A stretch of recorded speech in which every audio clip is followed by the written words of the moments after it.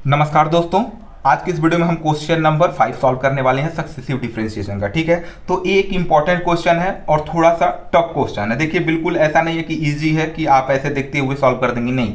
ये आएगा तो 4 मार्क्स का एटलीस्ट आएगा, क्योंकि थोड़ा सा ट्रिकी है और थोड़ा सा लंबा भी है। तो हम आपको समझाएंगे, आपको समझ में आ जाएगा, आई होप सो।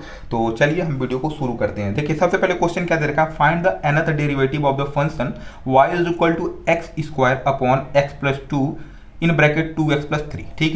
ठीक है जी। अब देखिए, हमको क्या करना है बेसिकली। देखिए, यहाँ पे पावर न्यूमरेटर का क्या है 2 है, और इसका पावर 1 है, और इसका पावर x का क्या है 1 है। तो 1 और 1 जब ऐड करोगे तो क्या आएगा 2। तो यहाँ पे एक रूल होता है, जब न्यूमरेटर का पावर और डिनोमिनेटर का पावर सेम होता है ना, तो आपको पार्शियल फ्रैक्शन थोड़ा डिफरेंट टाइप से यूज करना पड़ता है। अब देखिए, मेरे को नहीं पता कि आपको पार्शियल फ्रैक्शन आता कि नहीं। मैं पार्शियल डिफरेंशिएशन नहीं बोल रहा हूँ, पार्शियल फ्रैक्शन बोल रहा हूँ। पार्शियल फ्रैक्शन क्या होता है अभी आपको थोड़ा सा आगे मैं बता दूंगा, लेकिन अगर आपको पार्शियल फ्रैक्शन नहीं पता तो थोड़ा सा आप एक बार चैट जीपीटी वगैरह करके पढ़ लीजिए कि पार्शियल फ्रैक्शन क्या होता है, क्योंकि मैं उतना डिटेल से अभी नहीं बता सकता यहाँ पे, क्योंकि टाइम नहीं दोस्तों। ठीक है, तो देखिए, पार्शियल फ्रैक्शन यहाँ पे अभी हम अप्लाई कर सकते हैं या फिर नहीं, हम उसकी बात कर रहे हैं। तो अभी यहाँ पे इसका पावर 2 है और इन दोनों का पावर ऐड करने पे वो भी आ रहा है 2, मतलब न्यूमरेटर और डिनोमिनेटर का पावर कैसा है, सेम है।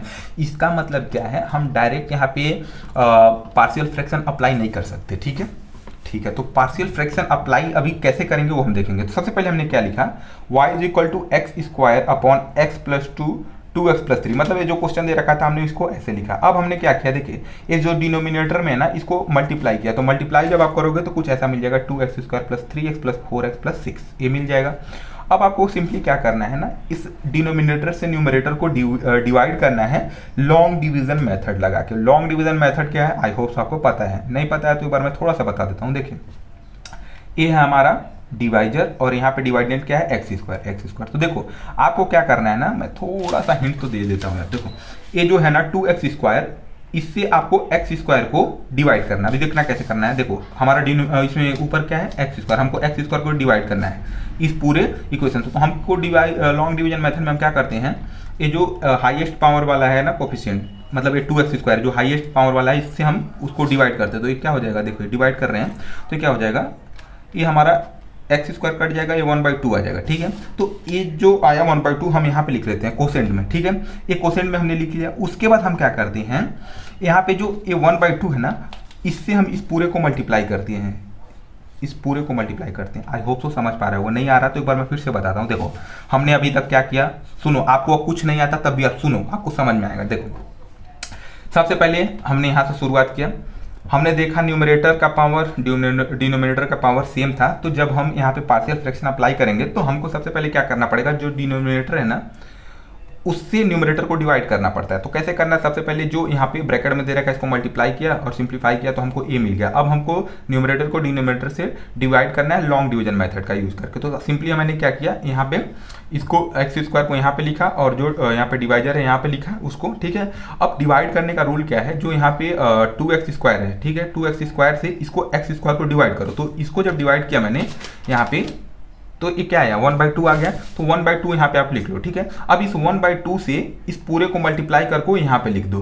तो 1/2 से जब मल्टीप्लाई करोगे तो क्या हो जाएगा, 1/2 से तो 2 कैंसिल, तो एक्स स्क्वायर प्लस 7x/2 और प्लस 6/2। ठीक है, अब आपको क्या करना है, सिंपली इसको ऐड करना है। यहाँ पे जो साइन होता है इसका चेंज करना होता है। तो यहाँ पे प्लस है तो माइनस, प्लस है तो माइनस, प्लस है तो माइनस। ठीक है, तो सिंपली अब ये दोनों देखिए आपस में कैंसिल हो जाएंगे और यहाँ पे कुछ नहीं, मतलब 0 है। तो ये क्या हो जाएगा, ये एज इट इज आ जाएगा, 7x-7x/2 माइनस ये 2 को 6 से 2 से 6 को डिवाइड करो तो -3 आ जाएगा। ठीक है, तो अब देखो आपको यहीं पे रुक जाना। क्यों रुकना है, यहाँ पे x का पावर कितना था 2 और यहाँ पे x का पावर क्या था 1। तो जब भी यहाँ पे इससे पावर यहाँ पे कम आ जाए तो आपको यहीं पे रुक जाना है। ठीक है, तो हमने यहाँ पे रुक गया। अब उसके बाद हमको क्या करना, सिंपली यहाँ पे जो एक्स स्क्वायर था, देखिए एक्स स्क्वायर, यहाँ से हमने इस वाले फंक्शन को यहाँ पे लिखा है x square x plus 2x plus 3 is equal to coefficient plus remainder by divisor को हम लिखते हैं। ठीक है, ये फॉर्मेट आप याद रखिएगा।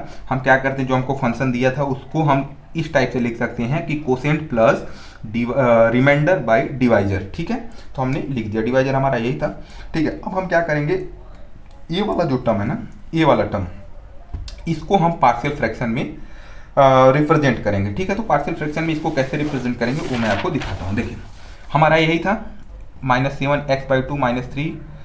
ठीक है, और x प्लस 2 2x प्लस 3। मैं फिर से एक बार बताता हूँ, हमको केवल इतने पार्ट को पार्शियल फ्रैक्शन में कन्वर्ट करना है, इस वाले को, बस इस वाले पार्ट को देखिएगा, इसको नहीं, ठीक है। तो जब हम इसको कन्वर्ट करेंगे तो कैसे कन्वर्ट होता है, आपको सिंपली एक कोई भी एक कांस्टेंट ले लेना होता है। जैसे a मैंने ले लिया a, और यहाँ पे देखिए दो चीज़ें आपस में कैसी हैं, मल्टीप्लिकेशन में है, तो इसको हम एडिशन में कन्वर्ट करने के लिए बेसिकली पार्शियल फ्रैक्शन का यूज करते हैं। तो आपको क्या करना होता है, आपको लिखना होता है a अपॉन में x प्लस 2 प्लस b में b अपॉन में 2x प्लस 3। सिंपली यहाँ पे जो मल्टीप्लिकेशन में ना उसको अलग अलग यहाँ पे करके लिख देते हैं, दो कांस्टेंट टर्म लेकर के, ठीक है जी, ठीक है।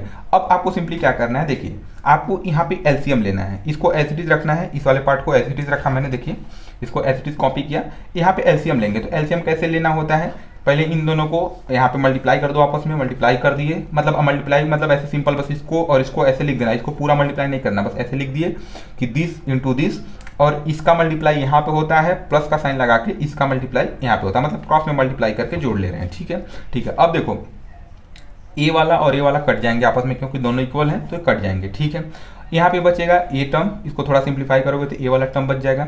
उसके बाद यहाँ पे बचेगा a 2x plus 3 plus b x plus 2। अब इसको आप इक्वेशन नंबर 1 बोल दो, तो ए हो गया। अब यहाँ पे आपको क्या करना है, ए और बी की वैल्यू फाइंड करनी है। तो ए और बी की वैल्यू कैसे फाइंड होती है, सिंपली आपको क्या करना होता है, यहाँ पे ये जो टर्म दिख रहा है ना, ए का जो यहाँ पे कोफिशिएंट है, ये जो कोफिशिएंट है, आपको एक बार इसको जीरो करना होता है तो बी की वैल्यू मिलती है, और एक बार इसको जीरो करना होता है तो ए की वैल्यू मिलती है, ठीक है। तो आपको क्या करना है, सिंपली एक बार हम पुट करेंगे x इक्वल टू -2, तो हमको ए मिल जाएगा। अब हमको कैसे पता चला कि -2 पुट करना है, तो आपको सिंपली क्या करना है, जो भी बी का कोफिशिएंट है ना, बी का कोफिशिएंट क्या है, x प्लस 2, तो x प्लस 2 इक्वल टू 0 लिख दो, तो यहाँ पे x की वैल्यू क्या आ जाएगी, -2। तो बस वही आपको एक बार x की वैल्यू -2 इस पूरे इक्वेशन में पुट करनी है। तो देखो जब यहाँ पे -2 आप पुट करोगे ना, और पुट करके जब इसको सॉल्व करोगे तो आपको a की वैल्यू -4 मिल जाएगी, ठीक है। यहाँ पे -2 पूरा यहाँ पे जहाँ जहाँ x दिख रहा है ना, आप वहाँ पे पुट करना है, तो आपको a की वैल्यू -4 मिल जाएगी। अब आपको x की वैल्यू एक बार -3/2 पुट करनी है, मतलब क्या, एक बार हमने इसको जीरो किया था, एक बार इसको जीरो करेंगे। तो कहने का मतलब क्या है, x की वैल्यू -3/2 कैसे मिली, ये वाला जो टर्म है इसको इक्वेट कर दो 0 से, तो क्या है 2x प्लस 3 इक्वल टू 0 है ना।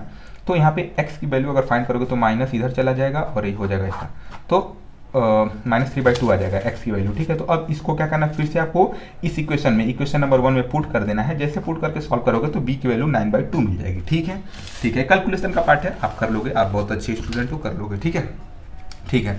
अब देखो हमको y मिल गया 1/2 plus a upon x plus 2 plus b upon 2x plus 3। ये कैसे मिला मैं बताता हूँ। देखिए मैंने ये वाला टर्म कैसे लिखा, सिंपली हमने क्या किया, देखिए ये जो हमने सॉल्व किया था, यहाँ पे देखिए यस हमने देखिए हमारा ये हमको गिवन फंक्शन था, ये हमारा गिवन फंक्शन था, इसके जगह हमने ये लिखा था 1/2 प्लस दिस टर्म।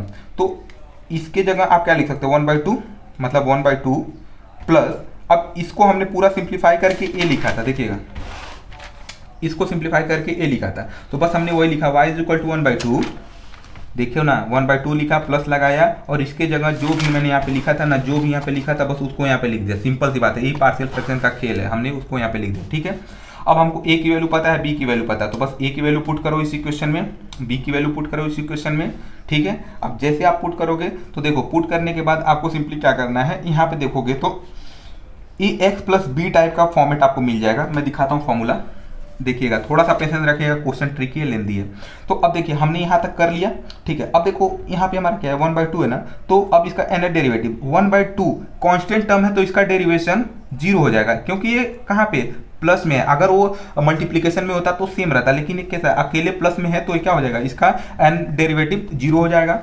अब आपको इसका और इस टर्म का एनथ डेरिवेटिव फाइंड करना, तो इसके लिए कौन सा फॉर्मूला अप्लाई होगा, सिंपली ये वाला फॉर्मूला अप्लाई हो जाएगा, y is equal to 1 upon ax plus b की पावर m। यहाँ पे m की वैल्यू आपको केवल 1 पुट कर देना है, ठीक है, m की वैल्यू आपको 1 पुट कर देना है, m की वैल्यू 1 पुट कर देना है। देखिएगा एक और फॉर्मूला होता है y is equal to 1 upon ax plus b, और यहाँ पे m वगैरह नहीं होता है, तो आपको वो फॉर्मूला याद रखने का नीड नहीं है, सिंपली आपको यहीं पे m की वैल्यू 1 पुट कर देनी है, तो आपको वो फॉर्मूला मिल जाएगा, ठीक है। तो आपको उसे अलग से याद नहीं करना है, इसकी वजह से मैंने अलग से नहीं बताया, ठीक है, तो उस बात को ध्यान रखिएगा, ठीक है जी, ठीक है। तो अब हम सिंपली इस बार इस पे एक बार इस पे अप्लाई करेंगे और एक बार इस पे अप्लाई करेंगे। तो देखिए ये -4 है, तो -4 क्या है, इसको -4 को ऐसे बाहर ले लीजिए तो क्या आ जाएगा -4, और ये मल्टीप्लिकेशन में तो इसको कोई फर्क नहीं पड़ेगा, इसको एज इट इज रखिए। इस पे आप फॉर्मूला अप्लाई करिए, तो फॉर्मूला जैसे आप अप्लाई करोगे, तो फॉर्मूला मैं एक बार आपको अप्लाई करके दिखाई देता हूँ, देखना जरा। एक है यहाँ पे फॉर्मूला कैसे आया, -1 to the power n, -1 to the power n, फिर m की वैल्यू 1 और m की वैल्यू जब 1 पुट करोगे तो a वाला 1 और a वाला 1 कैंसिल हो जाएंगे, और यहाँ पे 1 1 - 1 0, तो ये 0 फैक्टोरियल 1 होता है, तो यहाँ पे केवल n फैक्टोरियल बच जाएगा, ये पूरा n फैक्टोरियल बच जाएगा। थोड़ा सा आप कैलकुलेट करके देखना, तो -1 के पावर n और ये n फैक्टोरियल हो गया।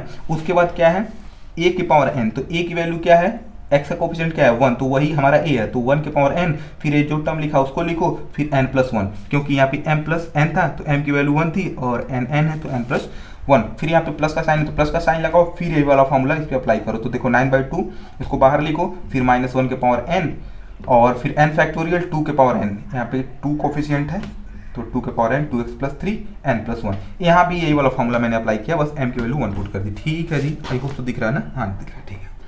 अब सिंपली आपको क्या करना है, कुछ नहीं करना है, जो यहाँ पे कॉमन है उसको कॉमन ले लीजिए, तो ए वाला टर्म और ए वाला टर्म कॉमन है तो हमने इसको बाहर खींच लिया, उसके बाद आपको इसको एज लिख देना -4 और ये वाला टर्म बच जाएगा, तो मल्टीप्लाई हो जाएगा ऊपर, तो ये हो गया, फिर यहाँ पे प्लस का साइन लगाओ, ये क्या है 9/2, तो यहाँ पे 9/2 और 2 के पावर n मल्टीप्लाई हो गया ऊपर और इसको एज रखा। तो आई होप सो आपको समझ में आ गया होगा, यही आंसर है, थोड़ा सा ट्रिकी था, लेंदी था दोस्तों।